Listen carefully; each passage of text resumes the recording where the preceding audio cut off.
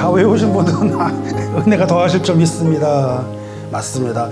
이 선포를 확신으로 고백하고 선포하는 저와 여러분 되심으로 날마다 은혜가 풍성하시고 하나님의 크신 복 임하실 줄 믿습니다.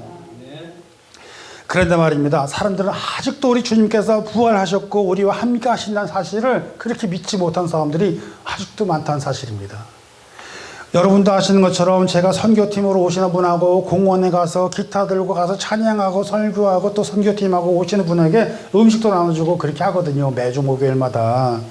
그런데 거기는 어떤 분들이 오냐면은 잠잘 곳이 없어서, 잠잘 곳이 없어서 공원 벤치에서 밤을 지새우는 사람들이 있어요. 근데 말입니다. 어느 날 갑자기 씩씩거리면서 다 씩씩하게 와. 연세 드신 분이, 키도 이만하신 분이 오더니만, 여보세요? 네, 뭔데요? 그랬더니, 이거 받으시오, 그래. 뭐예요? 그거 보니까, 5불짜리를 다 꺼내고, 이거 받으시오, 그래요. 이거 왜 우리한테 줘요? 나도 헌금할 거예요, 그래. 헌금을 하시더라고요. 세상에 1년 넘도록 거기 가서 그렇게 섬기다가 헌금 받은 적이 그 아저씨 처음이요. 근데 그러더니 말이야, 조금 있으니까는 그 다음 주인가 또 한 주가 오더니 또 씩씩하고, 이번엔 더 씩씩하게 와. 씩씩하고 되니만, 여보시오, 그래. 왜요? 그랬더니, 헌금할 거예요. 그러면서, 아니, 왜 자꾸 헌금을 갖고 오는데, 갖다 놓는데 뭘, 그러면서 또 주는 거예요. 네, 그래서 받았는데 세상에나 20불이야, 이번에는. 넘겨봐봐. 저거요, 저거.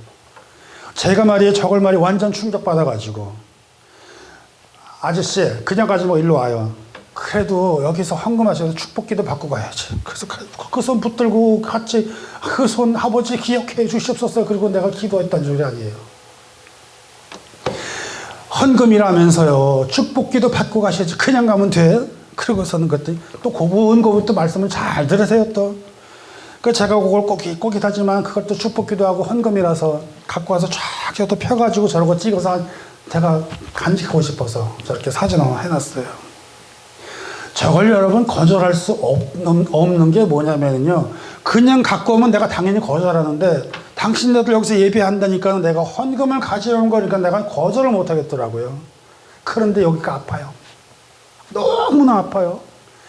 세상에 생각해 보세요. 우리가 가서 뭘 먹더라도 한 끼 먹으려면 5불은 있어야 되잖아요. 그렇잖아요. 5불. $5 있어야 되잖아요. 근데 무려 20불이나 갖고 20불. 그러면은 보세요. 그 5불 가지고 한 끼 가지고 만약에 하루를 살았다고 하면 그 며칠 치킨이에요? 나흘 치킨이라는 거예요. 생명과 같은 그 돈. 그것을 갖다가 예배를 한다고 그러면서 갖고 와. 그래가지고 그 마음을 생각하는데 얼마나 가슴에 감동이 없는지 몰라. 그래가지고 예배 시작하면서 그랬어요. 하나님, 저 뒤에서 우리와 같이 없지만 저 뒤에서 같이 앉아서 우리가 한 예배 소리 듣는 저들을 아버지 기억하여 주시옵시고 종이 이곳에서 열심히 복을 전할 테니까는 반사해서 잘 들려서 그것에서 함께 의도받게 해 주옵소서. 그러고 기도를 했단 말입니다. 아이 그러기는 근데 좋은데 그러더니 조금 5분 전 지나고 막 찬양하는데 대번 소리 고래고래 지르면서 시끄러워 그냥 막 그래 조용히 해 그러는가 또 저분들이 그래요. 그런데 그럼에도 불구하고 우리가 예배 드리는데 저 사람들은 그래도 예배를 하는 사람이구나 하면서 오면서 한마디로 우리 뭡니까 그냥 자기 혼자 만용이고 저 그냥 막말로 뭐 막말하면 안 되겠지만 객기 부린다고 하는 거겠지만은 이거 보시오 나 헌금이요 그러면서 갖고 오는 그 마음을 보세요. 거기서부터 시작되는 거 아니겠습니까? 그것은 무슨 의미죠? 저분들은 예수의 이름을 전혀 모르는 사람이 아니라 그래도 듣고 헌금이라고 한 얘기는 한 번이라도 예배를 안다는 얘기고 헌금이라는 말을 썼을 때는 적어도 예배를 하는 것에는 헌금이 하나님께 드린다는 것을 안다는 사람 아니겠어요? 그렇잖아요. 그럴 때는 이것이 우리에게는 정말 저 사람들을 전도하면 저 사람들에게 말씀을 전하면 반드시 언젠가는 하나님의 품으로 돌아갈 사람들이다. 이럴 땐 아멘 하셔야 되는 겁니다. 집사님. 아멘. 그렇습니다. 그렇다는 것입니다. 그런 걸 보면서 이 땅이 좀 살벌한 것 같기도 하고 좀 빡빡한 것 같기도 하고 그렇지만 그래도 여기가 소망이 있는 곳이구나. 그 소망을 가지고 매주 가서 공원에 나가서 소리치고 예수 믿으세요 그러면서 복음을 전한다는 얘기입니다. 그런데 지금 우리들이 사는 이 땅은 어떻습니까? 세상에 우리는 가나안 성도들이 얼마나 먼저 가나안 성도라고 아는가 몰라. 말을 거꾸로 하면 안 나가 성도를, 교회 안 나가는 성도를 가나안 성도 그렇게 부른단 말입니다. 안 나가는 성도. 우리도 안 나간 성도가 있으면 안 되기 때문에 가나안 성도를 갖다가 막 붙잡아다가 전도해야 되는데 그게 어렵다는 말이에요. 그랬더니 또 어디 가서 내가 뭘 배웠냐면 ETC 성도를 배웠어. ETC라는 말은 뭐냐면 기타 등등등 할 뜻은 ETC거든요. 그랬더니 내가 ETC 성도가 뭔가 그랬더니 이스터, 부활절 때 오는 이자 따서 이스터 성도. 예? 부활절 때 오는 사람. T는 뭐냐? 땡스기빙에서 오는 추수감사할 때 오는 성도. C는 뭐냐? 크리스마스에서 오는, 그러니까 부활절, 땡스기빙, 크리스마스 때만 오는 교인들도 있다는 얘기입니다. 그래도 좋아요. 그래도 좋다는 얘기입니다. 오시기만 하셔서 말씀을 듣기라도 하시고 같이 찬양하면서 예배 드릴 수 있는 예배자가 되면 얼마나 좋을까. 요새 요게 참 바람이거든요. 그래서 우리가 이렇게 예배를 드리면서 비록 개척교회지만 또 이렇게 녹음을 하고 촬영해서 유튜브에도 내보내고 안 믿는 사람들한테 보내고 있지 않습니까? 이것이 바로 예배요. 이것이 바로 우리가 나가서 전도하는 거요. 이것이 바로 선교하는 예배가 되는 건 줄로 믿습니다. 특별히 오늘 5월의 첫 주일이고 5월은 가정의 달이고 그래서 우린 다른 때보다 더욱더 가정과 가족들과 이웃들에게 더욱더 깊은 사랑을 전하면서 살피면서 살아야 되는데 5월에는 어린이날이 있어서 어린이들을 귀하게 여기죠. 또 어버이날이 있어서 여기 미국에는 어머니날, 그래서 다음 주가 어머니날이에요. 그래서 카네이션 알아드릴 건데 어머니 주일이 돼가지고 또 어머니날도 지키죠. 우리는 부모님 생각하면서 정말 감사함으로 그렇게 지내고 있는데 뉴욕에 있는 여기들을 다 보면 돌아보면요 더 말할 나위 없이 이런 것 저런 거 보니까 다 여기도 선교지더라라는 것이 보이는 겁니다. 선교지가 멀리 있는 게 아니라 바로 여기가 선교지고 우리가 서 있는 곳이 바로 선교지라는 것입니다. 오늘 본문에 소개된 베드로의 모습은 어떻습니까? 예수님을 따라다니면서 많은 사역들을 배웠지요. 많은 체험들을 했습니다. 그래서 제자가 되어가지고 사역들을 막 하고 있는데 그때 예수님께서 돌아가셨다고 생각하고 이제 끝났다 생각하고 그 사람은 어디로 갔어요? 난 이제 고기를 잡으러 가노라 그러고 배 타러 나가버렸단 말입니다. 그게 세상이에요. 그게 세상이고 아무리 예수님의 제자다 어쩌다 그래도 한순간에 그렇게 잘못 생각하면요 나갈 수 있다는 것입니다. 공원에 나가는 사람은 마찬가지예요. 한순간에 어떤 일이 생겨서 나가실 수도 있습니다. 그러나 그 사람들을 바라볼 때 우리는 어떤 마음으로 바라봅니까? 인내하는 마음으로, 사랑하는 마음으로 그 사람들을 바라보면서 그렇게 끝까지 말씀을 전하고 전도하면서 그렇게 살아야 될 줄 믿습니다. 그런 제자들에게 주님은 그러니까 주님은 저들에게 뭐라고 얘기했는데 내가 죽었다 다시 살아난다 그렇게 약속했는데도 그걸 갖다가 까맣게 잊어먹고서 주님을 떠나간다는 얘기입니다. 우리 인생 살면서 그럴 때 없나요? 분명히 약속을 많이 받고 약속해주고 그렇게 하리라 그랬는데 성질 급해가지고 요만큼만 가면 그걸 못 견뎌가지고 그냥 딱 떨어져 나간 사람들이 되게 많다는 것입니다. 사랑하는 여러분, 우리는 세상을 바라보면서 세상에서 주님께 소망을 바라보지 못하고 우리는 살면서 먹고 살기 위해서 나가는 사람들, 고기나 잡으러 가는 사람들이 얼마나 많은지 몰라요. 세상에 어떻게 그럴 수가 있는가, 어떻게 그렇게 말을 할 수 있는가, 그렇게 말할 수 있지는 모르겠지만요, 정말로 그렇다는 것입니다. 특별히 미국에 있는 이민교회들은 더 그래요. 한국에 있는 교회가 더해요. 왜요? 여기는 이민사회고 모든 많은 민족들이 살기 때문에 우리가 여기 와서 서로 모여서 함께 이야기할 수 있는 공간이 바로 이것이기 때문에 예배보다도 여기에 와가지고 모여서 서로 정보 교류하고 서로 간에 이민 생활하는데 필요한 거점을 만드는 사람들이 많다는 얘기입니다. 그런데 그조차도 역할을 제대로 못하는 교회가 지금 점점점 그렇게 내려간다는 것입니다. 그런데 여러분, 이런 게 있습니다. 밖에 나가서 내가 내 마음대로 내가 아무리 노력해봤자 그것은 마냥 허당이라는 사실을 기억하셔야 될 줄 믿습니다. 마냥 뭐라고요? 마냥 허당. 주님 떠나가지고 아무리 많이 노력해봤자 허당 친다는 것입니다. 무엇입니까? 세상의 방법으로 나가서 하려기 때문에 그런 것입니다. 세상의 방법으로. 우리 한번 생각해 보세요.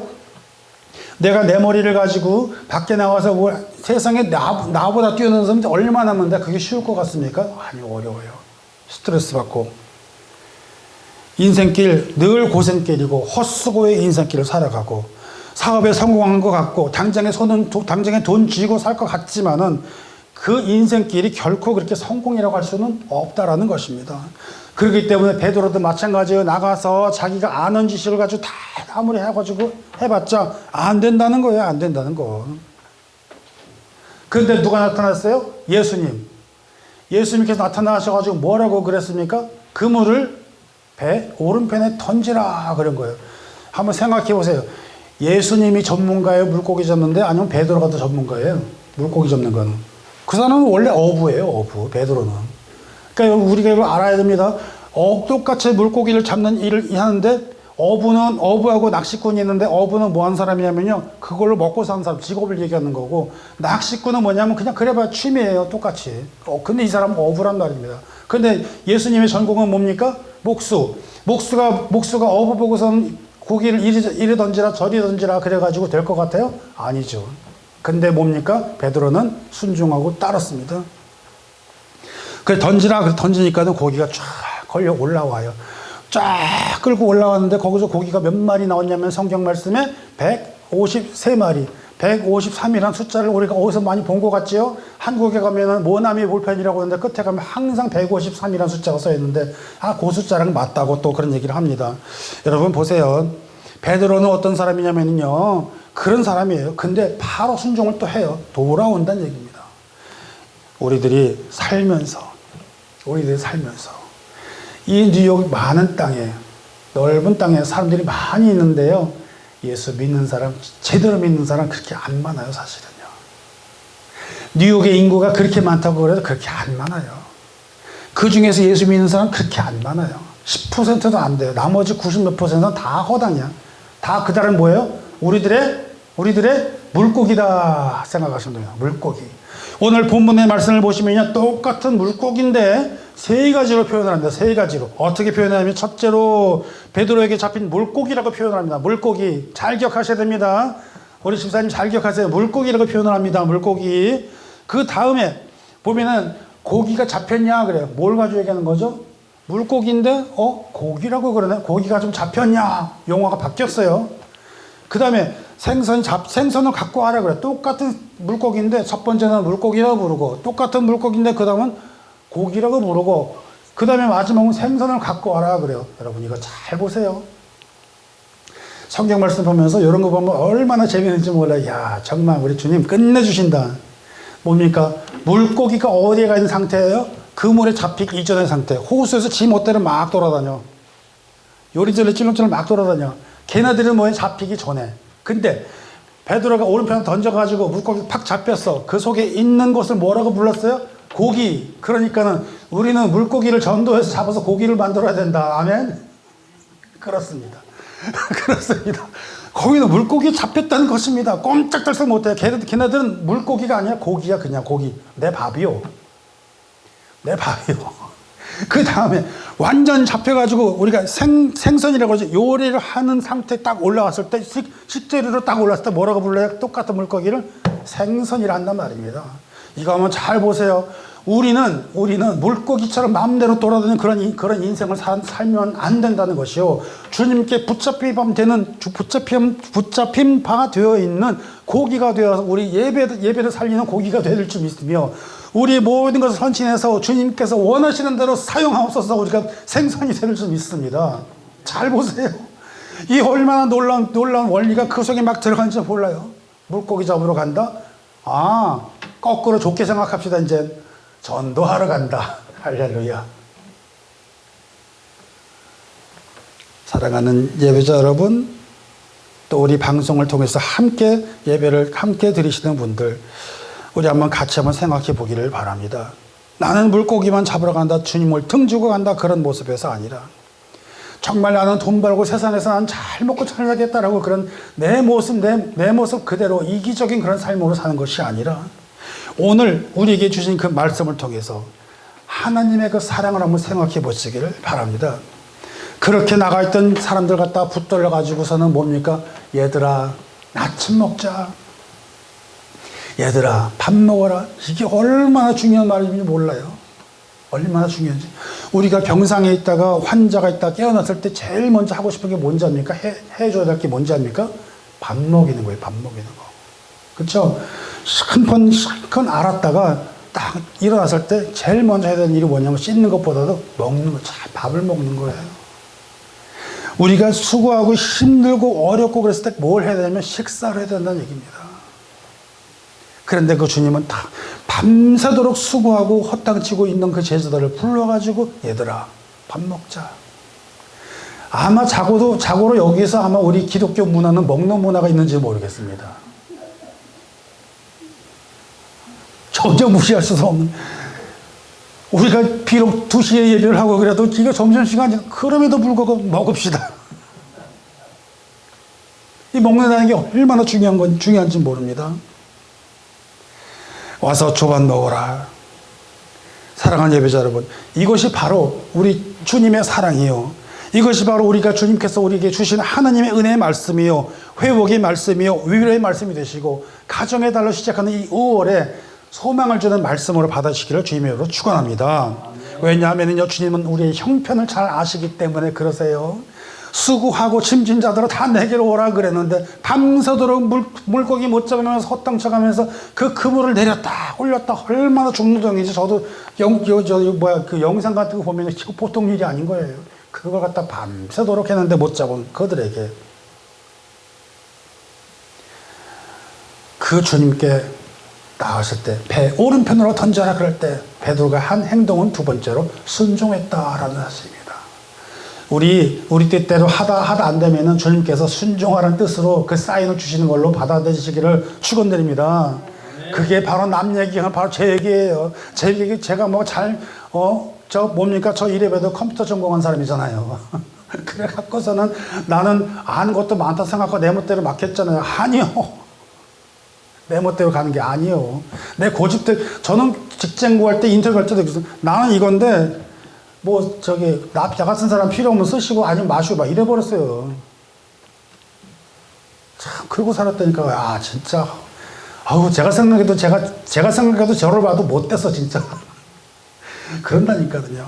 여러분, 그러나 그걸 원하는 게 아니라는 것입니다. 한번 들이치고 내치기 시작하면요 정신이 없어요 이거는요. 그런데 거기에서 순종하면서 아버지 손 딱 들고 아버지 잘못했습니다. 내가 이제로 주님께서 가자 하는 대로 가겠습니다. 내가 이제로부터 주님께서 원하시는 대로 내가 가는 대로 하여튼 막 시켜요. 아무 대로 내가 다 할 테니까요. 그러고 살테니까요. 사랑하는 예배자 여러분, 우리는 주 앞에 나가서 밤새 일하고 힘들고 지치고 그럴지라도 주님께서는 우리를 부르시고 밥 먹자 하면서 위로해 주시는 그 주님이심을 믿으시기를 바랍니다. 수고하고 무거운 짐지자들아 다 내게로 오라. 주님께서 우리를 부르시며 순종하면서 나아갈 때 주님께서 우리를 얼마나 보듬어 주신지를 그걸 생각해 둘 줄 믿습니다. 우리 하나님 말씀에 히브리서 4장 16절에 우리는 긍휼하심을 받고 때를 따라 돕는 은혜를 얻기 위하여 은혜의 보좌 앞에 담대히 나아갈 것이니 그렇습니다. 바로 그것입니다. 우리가 주님께서 사랑하시고 주님께서 우리에게 은혜를 주시기를 원하시는데 우리는 여기서 그냥 여기 있는 것이 아니라 어떻게 해요? 이렇게 쫙 펴고 여보시오 헌금이요 이렇게 하듯이 담대하게 고개 딱 들고 자신 있게 나가야 될 줄로 믿습니다. 그래서요 우리는요 살면서 더 이상 위축될 필요가 없어요. 주님께서 늘 함께 하시니 아버지 감사합니다. 우리가 예배 드리면서 함께 교제 나누는 의미도 그런 거 아니겠습니까? 바로 예배를 마치고 이 같은 교제가 여러분과 저 사이에 주님과 우리 사이에 하나님과 우리 사이에 교제가 이루어질 때 소통이 이루어지게 되고 그 주님과의 관계가 회복이 될 때 우리에게 놀라운 역사가 있음을 믿으시기를 바랍니다. 와서 아침 먹으라 이 말씀은요 정말로 사랑하신 은혜의 말씀이심을 기억하시기를 바랍니다. 주님께서 주시는 이 아침 식사를 통해 가지고요 새 힘을 얻어서 일어서시는 저와 여러분 되시기를 바랍니다. 우리 교인들이 지금 오늘날 지금 막 환절기 돌아와서 감기 몸살에 막 휘청휘청 하시고 연세들도 대부분 많아서 그렇지만은요 여러분 다 회복되실 줄 믿습니다. 제가 하여튼 주중에 계속 바지런히 돌아다니면서 신방 갈 거지만은 하여튼 우리가요 예배를 회복해야 되고 건강을 회복해야 되고 주님이 주시는 그 조반으로 다 회복되시는 저와 여러분 되시기를 주님의 이름으로 축원드립니다. 함께 기도합니다. 아버지 하나님 주님의 은혜